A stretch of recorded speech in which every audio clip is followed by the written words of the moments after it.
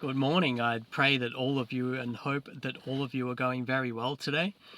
Today I'm going to read from the book of Jasher, chapter 28 through to and including chapter 29. Chapter 28. In those days after the death of Abraham, in that year, the Lord brought a heavy famine in the land. While the famine was raging in the land of Canaan, Isaac rose up to go down to Egypt on account of the famine, as his father Abraham had done. And the Lord appeared that night to Isaac and said to him, "Do not go down to Egypt, but rise and go to Gerar, to Abimelech, king of the Philistines, and remain there till the famine shall cease." Isaac rose up and went to Gerar, as the Lord commanded him, and he remained there a full year. And when Isaac came to Gerar, the people of the land saw that Rebekah his wife was of a beautiful appearance. And the people of Gerar asked Isaac concerning his wife, and he said, "She is my sister." For he was afraid to say she was his wife, that the people of the land should kill him on account of her. The princes of Abimelech went and praised the woman to the king, but he answered them not, neither did he give attention to their words. But he heard them say that Isaac declared to her to be his sister, so the king reserved this within himself. And when Isaac had remained 3 months in the land, Abimelech looked out the window, and he saw Isaac was sporting with Rebekah his wife. For Isaac lived in the outer house belonging to the king, so that the house of Isaac was opposite the house of the king. And the king said to Isaac, "What is this you have done to us in saying of your wife, 'She is my sister'? How easily might one of the great men of the people have lain with her, and you would then have brought guilt on us." And Isaac said to Abimelech, "Because I was afraid that I die on account of my wife, therefore I said, 'She is my sister.'" At that time Abimelech gave orders to all his princes and great men, and they took Isaac and Rebekah his wife, and brought them before the king. The king commanded that they should dress them in princely garments, and make them ride through the streets of the city, and proclaim before them throughout the land, saying, "This is the man, and this is his wife. Whoever touches this man or his wife shall certainly die." And Isaac returned with his wife to the king's house. And the Lord was with Isaac, and he continued to become great and lacked nothing. And the Lord caused Isaac to find favor in the sight of Abimelech, and in the sight of all his subjects. And Abimelech acted well with Isaac, for Abimelech remembered the oath and the covenant that existed between his father and Abraham. Abimelech said to Isaac, "Behold, the whole earth is before you. Dwell wherever it may seem good in your sight, until you shall return to your land." Abimelech gave Isaac fields and vineyards and the best part of the land of Gerar, to sow and reap and eat the fruits of the ground until the days of the famine would have passed by. And Isaac sowed in that land, and received 100-fold in the same year, and the Lord blessed him. The man became great, and he had possessions of flocks and possessions of herds, and a great store of servants. When the days of the famine had passed away, the Lord appeared to Isaac and said to him, "Rise up, go forth from this place, and return to your land, to the land of Canaan." Isaac rose up and returned to Hebron, which is in the land of Canaan, he and all belonging to him, as the Lord commanded him. After this, Shelach the son of Arphaxad died in that year, which is the 18th year of the lives of Jacob and Esau. All the days that Shelach lived were 433 years, and he died. At that time Isaac sent his younger son Jacob to the house of Shem and Eber, and he learned the instructions of the Lord. Jacob remained in the house of Shem and Eber for 32 years. Esau his brother did not go, for he was not willing to go, and he remained in his father's house in the land of Canaan. Esau was continually hunting in the fields to bring home what he could get, so did Esau all the days. Esau was a designing and deceitful man, one who hunted after the hearts of men, and inveigled them. And Esau was a valiant man in the field. In the course of time he went as usual to hunt, and came as far as the field of Seir. The same is Edom. And he remained in the land of Seir, hunting in the field, 1 year and 4 months. Esau saw in the land of Seir the daughter of a man of Canaan, and her name was Jehudith. the daughter of Beeri, son of Epher, from the families of Heth, the son of Canaan. Esau took her for a wife, and he came to her. 40 years old was Esau when he took her, and he brought her to Hebron, the land of his father's dwelling place, and he lived there. It came to pass in those days, in the 110th year of the life of Isaac, that is, in the 50th year of the life of Jacob, in that year Shem, the son of Noah, died. Shem was 600 years old at his death. And when Shem died, Jacob returned to his father to Hebron, which is in the land of Canaan. And in the 56th year of the life of Jacob, people came from Haran, and Rebekah was told concerning her brother Laban, the son of Bethuel. The wife of Laban was unable to conceive in those days, and gave birth to no children, and also all his handmaids gave birth to none to him. And the Lord afterward remembered Adinah, the wife of Laban, and she conceived and gave birth to twin daughters. And Laban named his daughters the name of the elder Leah, and the name of the younger Rachel. And those people came and told these things to Rebekah, and Rebekah rejoiced greatly that the Lord had visited her brother, and that he had gotten children. Chapter 29. Isaac the son of Abraham became old and advanced in years, and his eyes became heavy through age. They were dim and could not see. At that time Isaac called to Esau his son, saying, Get, I pray you, your weapons, your quiver, and your bow. Rise up and go forth into the field, and get me some venison. Make me savoury meat, and bring it to me, that I may eat, in order that I may bless you before my death, as I have now become old and grey-headed. And Esau did so. He took his weapon and went forth into the field to hunt for venison, as usual, to bring to his father, as he had ordered him, so that he might bless him. And Rebekah heard all the words that Isaac had spoken to Esau, and she hurried and called her son Jacob, saying, Thus did your father speak to your brother Esau, and thus did I hear. Now therefore hurry, and make that which I shall tell you. Rise up and go, I pray you, to the flock, and fetch me 2 fine kids of the goats. I will get the savoury meat for your father, and you shall bring the savoury meat, that he may eat before your brother will have come from the hunt, in order that your father may bless you. And Jacob hurried and did as his mother commanded him, and he made the savoury meat, and brought it before his father, before Esau had come from his hunt. And Isaac said to Jacob, Who are you, my son? And he said, I am your firstborn, Esau. I have done as you did order me. Now therefore rise up, I pray you, and eat of my hunt, in order that your soul may bless me, as you did speak to me. And Isaac rose up, and he ate and drank, and his heart was comforted. He blessed Jacob, and Jacob went away from his father. As soon as Isaac had blessed Jacob, and had gone away from him, behold, Esau came from his hunt in the field, and he also made savoury meat, and brought it to his father to eat thereof, and to bless him.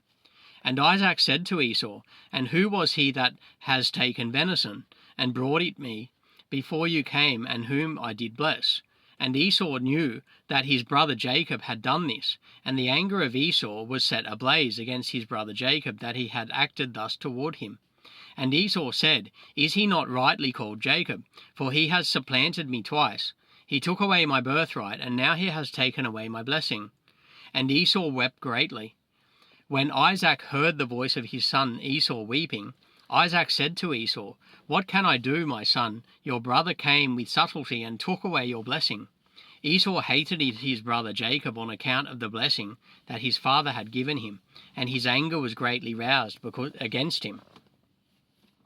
And Jacob was much afraid of his brother Esau. He rose up and fled to the house of Eber, the son of Shem, and he concealed himself there on account of his brother. Jacob was 63 years old when he went forth from the land of Canaan, from Hebron. And Jacob was concealed in Eber's house 14 years on account of his brother Esau, and he continued there to learn the ways of the Lord and his commandments.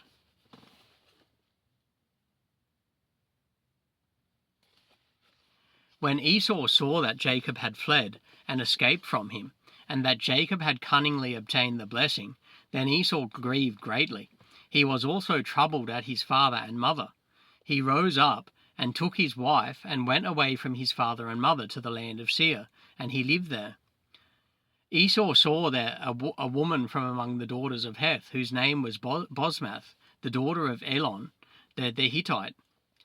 And he took her for a wife in addition to his first wife, and Esau called her name Adah, saying the blessing had in that time passed from him.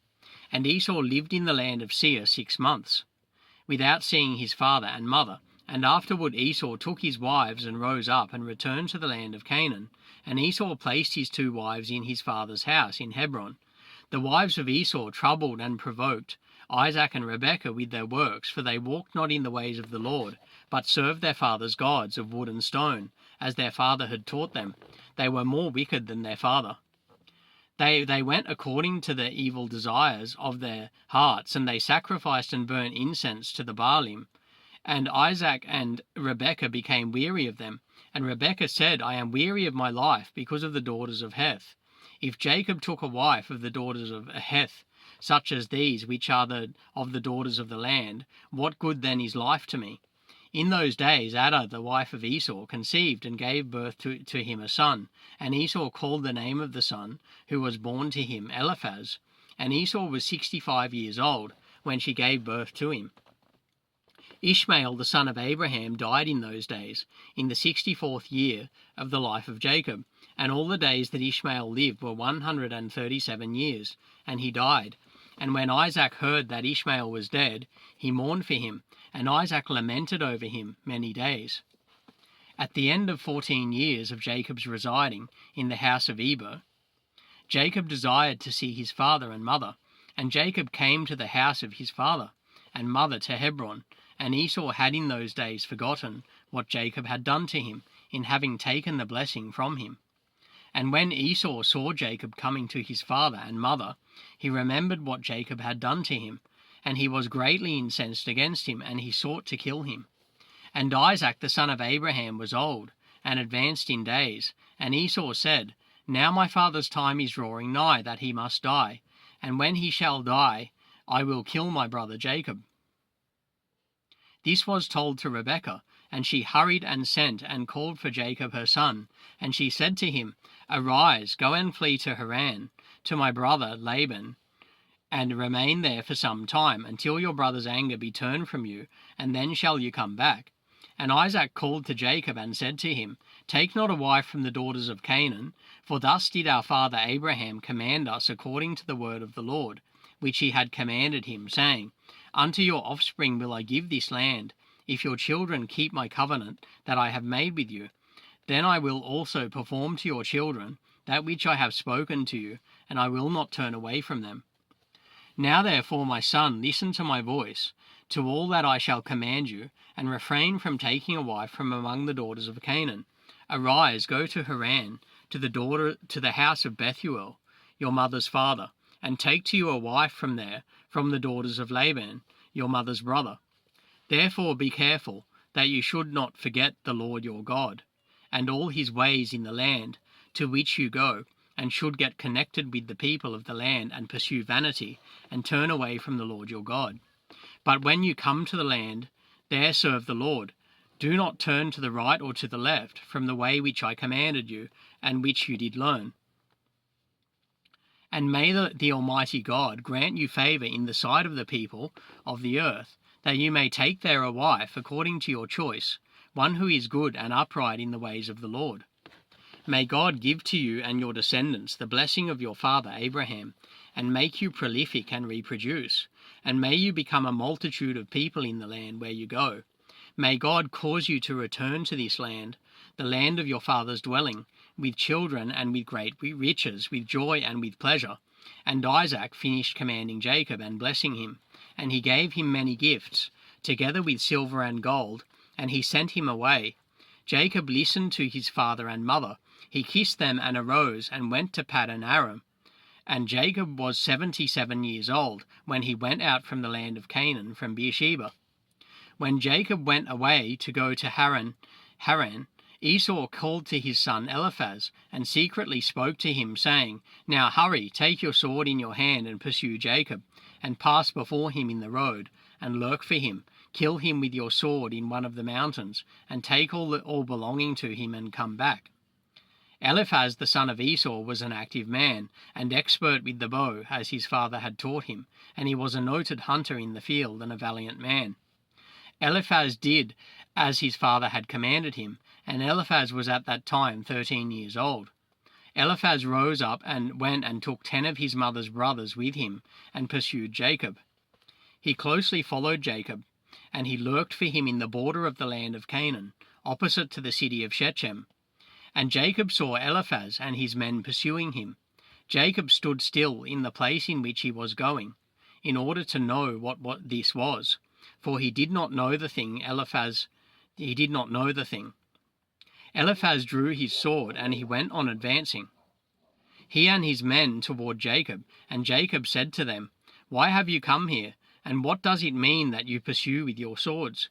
And Eliphaz came near to Jacob, and he answered and said to him, "Thus did my father command me, and now therefore I will not deviate from the orders which my father gave me." When Jacob saw that Esau had spoken to Eliphaz to employ force, Jacob then approached and supplicated Eliphaz and his men, saying to him, "Behold, all that I have and which my father and mother gave to me, that you should take and go from me, and do not kill me. May this thing be accounted to you a righteousness." And the Lord caused Jacob to find favor in the sight of Eliphaz the son of Esau and his men, and they listened to the voice of Jacob, and they did not put him to death. Eliphaz and his men took all belonging to Jacob, together with the silver and gold that he had brought with him from Beersheba. They left him nothing. Eliphaz and his men went away from him, and they returned to Esau, to Beersheba, and they told him all that had occurred to them with Jacob, and they gave him all that they had taken from Jacob. Esau was indignant at Eliphaz his son, and at his men that were with him, because they had not put Jacob to death. And they answered and said to Esau, "Because Jacob supplicated us in this matter not to kill him, our pity was increased toward him, and we took all belonging to him and brought it to you." Esau took all the silver and gold which Eliphaz had taken from Jacob, and he put them by in his house. At that time, when Esau saw that Isaac had blessed Jacob, and had commanded him, saying, "You shall not take a wife from among the daughters of Canaan," and that the daughters of Canaan were bad in the sight of Isaac and Rebekah, then he went to the house of Ishmael his uncle, and in addition to his older wives, he took Machlath, the daughter of Ishmael, the sister of Nebaioth, for a wife. So that concludes my reading of the book of Jasher for today. I've read chapter 28 through to and including chapter 30. And God bless each and every one of you this day, and I pray that each and every one of you have a blessed day.